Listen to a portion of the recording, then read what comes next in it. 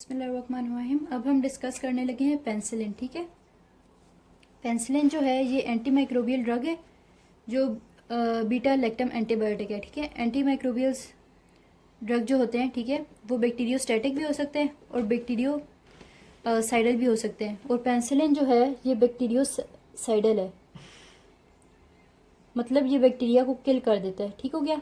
अब पेनिसिलिन जो है ये बीटा लैक्टम एंटीबायोटिक है। बीटा लैक्टम हम इसको क्यों कहते हैं? बीटा लैक्टम हम इसलिए इसको कहते हैं क्योंकि इसमें एक बीटा लैक्टम रिंग होता है। ठीक है, ये आपके पास बीटा लैक्टम रिंग है, इसकी वजह से हम इसको कहते हैं बीटा लैक्टम एंटीबायोटिक। पेनिसिलिन के अलावा और कौन कौन से ड्रग्स हैं जिनको हम बीटा लैक्टम एंटीबायोटिक कहते हैं? उनमें आ जाते हैं पेनिसिलिन के अलावा सेफेलोस्पोरिन, कार्बापेनम और मोनोबेक्टम। ठीक है, इनमें से सबसे इंपॉर्टेंट पेनिसिलिन और सेफेलोस्पोरिन है जो आपसे मोस्टली पूछे जाते हैं।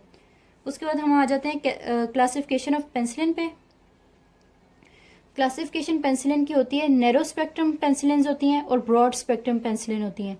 जो नैरो स्पेक्ट्रम पेनिसिलिन हैं वो ग्राम पॉजिटिव बैक्टीरिया को ओनली किल करती हैं, और जो ब्रॉड स्पेक्ट्रम पेनिसिलिन है वो ग्राम पॉजिटिव और ग्राम नेगेटिव दोनों पे एक्ट करती हैं। ठीक है, अब नैरो स्पेक्ट्रम पेनिसिलिन जो है उसको हमने आगे से दो में डिवाइड किया हुआ है, पेनिसिलिनेज सेंसिटिव पेनिसिलिन और पेनिसिलिनेज रेजिस्टेंस पेनिसिलिन।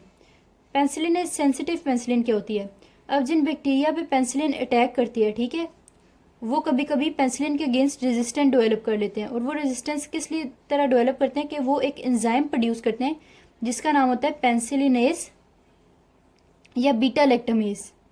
ये बीटा लैक्टमेज जो होता है ये जाके पेनिसिलिन के बीटा रिंग जो है उसको डिस्ट्रॉय कर देता है, और जब वो उस बीटा रिंग को डिस्ट्रॉय कर देता है तो पेनिसिलिन जो है उसका कोई इफेक्ट नहीं होता उस बैक्टीरिया के ऊपर। ठीक है, अब वो बैक्टीरिया वो पेनिसिलिन के ड्रग्स जो पेनिसिलिनेज सेंसिटिव है, मतलब उन ड्रग्स को पेनिसिलिनेज जो है बीटा लैक्टमेज जो है उनका बीटा रिंग डिस्ट्रॉय कर सकती है, वो है पेनिसिलिन जी और पेनिसिलिन वी। ठीक है, पेनिसिलिनेज सेंसिटिव पेनिसिलिन या फिर बीटा लैक्टमेज सेंसिटिव पेनिसिलिन। और पेनिसिलिनेज रेजिस्टेंस पेनिसिलिन कौन सी है? वो पेनिसिलिन जिसके ऊपर बीटा लैक्टमेज एंजाइम जो है जो बैक्टीरिया प्रोड्यूस करते हैं वो उसके बीटा लैक्टम रिंग को नहीं तोड़ सकते। ठीक है, बीटा लैक्टमेज का उस पर कोई असर नहीं पड़ता, उस ड्रग को आप कहते हो पेनिसिलिनेज रेजिस्टेंस पेनिसिलिन। उनमें तीन आ जाती हैं, मेथिसिलिन, ऑक्सासिलिन, नेफिसिलिन। ठीक हो गया, ये आपके पास नैरो स्पेक्ट्रम पेनिसिलिन है। उसके बाद ब्रॉड स्पेक्ट्रम पेनिसिलिन में आपके पास एम्पिसिलिन और अमोक्सासिलिन आ जाती हैं। सही हो गया। अब हमारे पास है bacteria can develop resistant to penicillin via beta lactamases. या मैं आपको बता चुकी हूँ, बीटा लैक्टमेजेस कुछ बैक्टीरिया प्रोड्यूस करते हैं जिनकी वजह से जो है आपके पास वो पेनिसिलिन के बीटा रिंग को डिस्ट्रॉय कर देते हैं। ठीक है, बीटा लैक्टम रिंग को, और जब वो डिस्ट्रॉय करते हैं बीटा लैक्टम रिंग को पेनिसिलिन के, तो पेनिसिलिन का जो फंक्शन है वो नहीं हो सकता, पेनिसिलिन का कोई फायदा नहीं होता।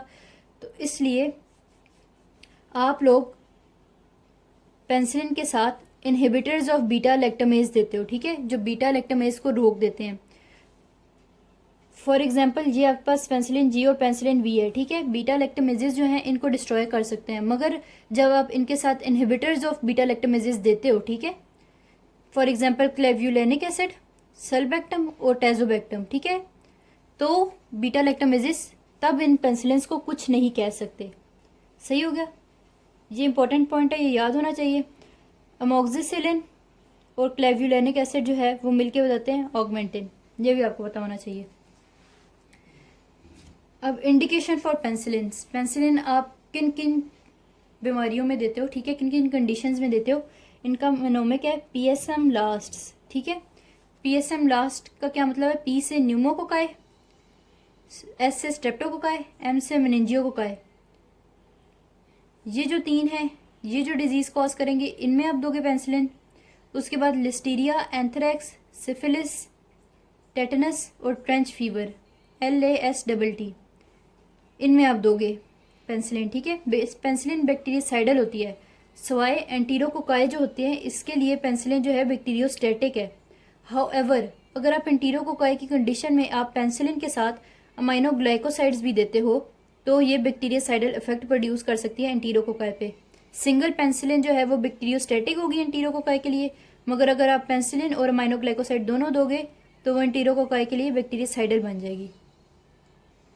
अब हम आ जाते हैं कैरेक्टरिस्टिक्स ऑफ पेनिसिलिन पे।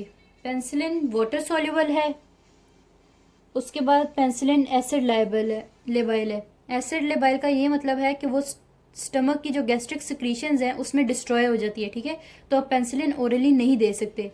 फॉर एग्जांपल पेंसिलिन जी जो है वो आप इंट्रावेनसली या इंट्रामस्कुलर देते हो, क्योंकि वो जो है गैस्ट्रिक एंजाइम्स की वजह से डिस्ट्रॉय हो सकती है, इसलिए आप ओरली नहीं दे सकते। सवाए जो पेंसिलिन वी है वो आप ओरली दे सकते हो, ठीक है, क्योंकि वो एसिड लेबाइल नहीं है, उसको गैस्ट्रिक जो एंजाइम वो डिस्ट्रॉय नहीं करते पेंसिलिन वी को। उसके बाद पेंसिलिन थर्मोलेबाइल है, ज़्यादा हीट होगी तब भी पेंसिलिन डिस्ट्रॉय हो जाएगी। पेंसिलिन की रैपिड एंड कंप्लीट एब्जॉर्प्शन होती है, एक्सेप्ट सारे मसल्स में होती है, सवाए सीएनएस में, आई में और प्रोस्टेट में, ठीक है। और ये सीएनएस या सेरेब्रोस्पाइनल फ्लूइड को पेंसिलिन तभी रीच कर सकती है जब आपके पास मेनिंजाइटिस हो और इन्फ्लेमेशन ऑफ मेनिंजेस हो, वरना अगर नॉर्मल मेनिंजेस हैं तो वो उसको क्रॉस नहीं करेगी पेंसिलिन। मगर जब इन्फ्लेम्ड मेनिंजेस हैं मेनिंजाइटिस के केस में, तब आपके पास पेंसिलिन उसको क्रॉस कर लेगी और सीएसएफ को रीच करेगी, ठीक हो गया। ये आपको पता होना चाहिए, इंपॉर्टेंट पॉइंट है। उसके बाद penicillin distributed extra cellularly, rapid renal excretion, renal excretion हो जाती है, ग्लोमेरुलर एक्सक्रीशन भी हो सकती है पेंसिलिन की, ट्यूब्यूलर एक्सक्रीशन भी हो सकती है, मगर मोस्टली जो है आपके पास 90% केसेस में ट्यूब्यूलर एक्सक्रीशन हो जाती है। इधर एक और क्वेश्चन आता है कि अगर आप पेंसिलिन के साथ प्रोबेनिसिड दोगे तो आपके पास क्या इफेक्ट आएगा। प्रोबेनिसिड जो है वो पेंसिलिन के साथ compete करती है ट्यूब्यूलर एक्सक्रीशन के लिए, वो पेंसिलिन की ट्यूब्यूलर एक्सक्रीशन नहीं होने देगी और प्लाज्मा में पेंसिलिन का लेवल इंक्रीज हो जाएगा, ठीक है। तो what happens if probenecid is given along with penicillin, tubular secretion is blocked by probenicid, therefore higher and longer lasting plasma concentration of penicillin occurs, ठीक हो गया। नॉर्मल प्लाज्मा हाफ लाइफ कितनी है पेंसिलिन की, normal plasma half life penicillin की है half और to 1 our, ये भी याद करने वाली चीज़ है। अब हम आ जाते हैं mechanism of action of penicillin. Penicillin किस मैकेनिज्म से एक्ट करता है। पेंसिलिन जो है वो सेल वॉल जो है उसकी सिंथेसिस को इनहिबिट कर देता है। उसके 3 स्टेप्स होते हैं, ठीक है। सबसे पहले पेंसिलिन जो होती है वो आपके पास बैक्टीरिया में जाती है, बैक्टीरिया साइटोप्लाज्मिक मेम्ब्रेन में होती हैं पेंसिलिन बाइंडिंग प्रोटीन्स, ठीक है। उधर जाके पेंसिलिन बाइंडिंग प्रोटीन से बाइंड हो जाती है in the bacterial cytoplasmic membrane. जब वो पेंसिलिन बाइंडिंग प्रोटीन से बाइंड हो जाती है उसके बाद वो ट्रांसपेप्टाइडेज जो एंजाइम होता है, ठीक है, जिसकी वजह से ट्रांसपेप्टाइडेशन रिएक्शन हो रहे होते हैं, जो पेप्टाइडोग्लाइकैन जो चेन होती है उसको लिंक करते हैं, वो इनहिबिट हो जाते हैं, ठीक है। सबसे पहले पेंसिलिन गई साइटोप्लाज्मिक मेम्ब्रेन में बैक्टीरिया के और उधर पेंसिलिन बाइंडिंग प्रोटीन से बाइंड हुई, उसके बाद उसने इनहिबिशन ऑफ ट्रांसपेप्टाइडेशन करवा दी है और एंड पे एक्टिवेशन ऑफ ऑटोलिटिक एंजाइम्स हुई, जिसकी वजह से जो है लीयंस आ गए सेल वॉल में और सेल वॉल की लाइसिस हो जाती है बैक्टीरिया की, ठीक हो गया। सबसे पहले पेंसिलिन की बाइंडिंग हो जाती है पेंसिलिन बाइंडिंग प्रोटीन से, उसके बाद इनएक्टिवेशन ऑफ आपस या इनहिबिशन ऑफ ट्रांसपेप्टाइडेशन रिएक्शन हो जाती है, उसके बाद एक्टिवेशन ऑफ ऑटोलिटिक एंजाइम हो जाती है, जिसकी वजह से lysis of bacteria cell wall हो जाती है।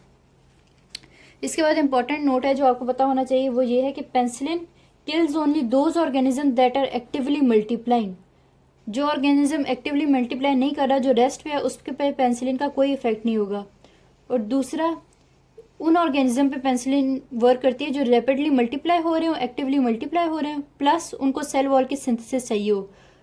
अगर कोई ऑर्गेनिज्म है जो रैपिडली मल्टीप्लाई हो रहा है, ठीक है, मगर उसको सेल वॉल की जरूरत नहीं है, फॉर एग्जांपल माइकोप्लाज्मा, तो पेंसिलिन उस पर एक्ट नहीं कर सकती, ठीक हो गया। अब आपके पास आ जाते हैं रेजिस्टेंस ऑफ पेंसिलिन, ठीक है। पेंसिलिन का जो रेजिस्टेंस है वो नेचुरल रेजिस्टेंस भी हो सकता है, एक्वायर्ड रेजिस्टेंस भी हो सकता है।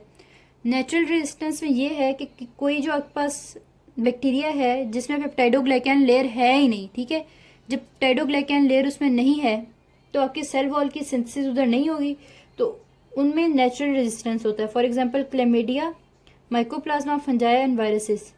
उसके बाद एक्वायर्ड रेजिस्टेंस होता है। एक्वायर्ड रेजिस्टेंस किस तरह हो सकता है, बीटा लैक्टमेज आपके पास बीटा लैक्टमेज आपका बैक्टीरिया प्रोड्यूस करना शुरू कर दे, या फिर पेंसिलिन बाइंडिंग प्रोटीन में चेंज आ जाए, या फिर आपके पास परमिएबिलिटी जो है बैक्टीरियल साइटोप्लाज्मिक मेम्ब्रेन की वो पेंसिलिन के लिए डिक्रीज हो जाए, तो आपके पास एक्वायर्ड रेजिस्टेंस हो जाएगा। नेचुरल क्या है कि सेल मेम्ब्रेन क्या कहते हैं, पेप्टाइडोग्लाइकन लेयर है ही नहीं उसमें, ठीक है, बैक्टीरिया में, वो नेचुरल रेजिस्टेंस है। एक्वायर्ड क्या है, बीटा लैक्टमेज प्रोड्यूस हो सकते हैं, पेंसिलिन बाइंडिंग प्रोटीन में चेंज हो सकती है, या फिर रिड्यूस परमिएबिलिटी ऑफ पेंसिलिन हो सकती है। उसके बाद हम लास्ट चीज़ पे आ जाते हैं, adverse effect of penicillin. Adverse effect of penicillin में आपके पास दो हैं, हाइपर सेंसिटिविटी रिएक्शन हो सकते हैं और जीआईटी डिस्टर्बेंस हो सकती है। जीआईटी डिस्टर्बेंस यूजुअली उन पेंसिलिन में होगी जो आप ओरली देते हो, फॉर एग्जांपल पेंसिलिन बी, उसमें नोजिया एंड डायरिया, ये दो चीज़ें हो सकती हैं। और एलर्जी जो है वो आपके पास हो सकती है पेंसिलिन में। एलर्जी में क्या क्या आ जाएगा, रैश आ जाएगा, इचिंग हो जाएगा, अर्टिकेरिया हो जाएगा, फीवर हो जाएगा, जॉइंट स्वेलिंग हो सकती है, हेमोलिटिक एनीमिया हो जाता है, और बहुत रेयर मगर बहुत फटाल जो रिएक्शन है एनाफाइलेक्टिक रिएक्शन वो भी हो सकता है। ठीक हो गया, ये आपके पास एडवर्स इफेक्ट है। उसके बाद एक आपके पास है जेरिश रिएक्शन, जो आपको पता होना चाहिए कि ये क्या है। इसमें आपके पास शिवरिंग होती है, फीवर होती है, माइल्जिया होता है, वेस्कुलर कोलैप्स होता है। ठीक है, और ये तब होता है जब आप सिफिलिटिक पेशेंट्स जो होते हैं, जिनको सिफिलिस होता है, उनको आप पेंसिलिन देते हो। जब आप सिफिलिस के पेशेंट को पेंसिलिन देते हो, ठीक है, तो जो आपके पास हार्मफुल माइक्रो ऑर्गेनिज्म है उसकी डेथ की वजह से कुछ एंडोटॉक्सिन रिलीज होते हैं, और उन एंडोटॉक्सिन के सडनली रिलीज होने की वजह से आपके पास जो है रिएक्शन होता है, और उस रिएक्शन को आप कहते हो जेरिश रिएक्शन, जिसमें फीवर आ जाता है, शिवरिंग आ जाती है, माइल्जिया हो जाता है और वेस्कुलर कोलैप्स हो जाता है। तो ये हमारा ओवरऑल सारा पेंसिलिन का था। I hope it was easy. हाफिज़।